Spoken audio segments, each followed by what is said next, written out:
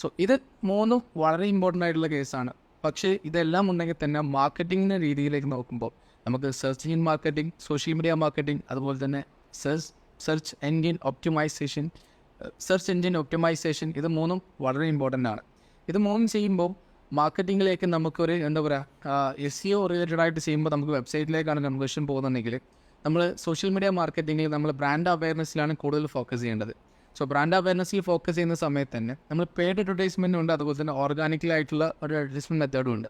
ഇപ്പോൾ organically Instagram, Facebook പോലെയുള്ള പ്ലാറ്റ്ഫോമുകൾ, യൂട്യൂബ് പോലുള്ള പ്ലാറ്റ്ഫോമുകളിൽ റീൽ സ്ട്രാറ്റജി നമുക്ക് യൂസ് ചെയ്യും, അതായത് ഷോർട്ട് വീഡിയോ സ്ട്രാറ്റജി നമുക്ക് യൂസ് ചെയ്യാൻ പറ്റും. സോ അതുകൊണ്ട് തന്നെ അതിലൂടെ ഒരുപാട് ഓഡിയൻസ് വരികയും ചെയ്യും. പോരാത്തതിന് ഒരു മൈക്രോ നാനോ ഇൻഫ്ലുവൻസേഴ്സ് കാറ്റഗറിയിലേക്ക് നമുക്ക് ഒരു മാർക്കറ്റിംഗ് മെത്തേഡായിട്ട് യൂസ് ചെയ്യാൻ പറ്റും.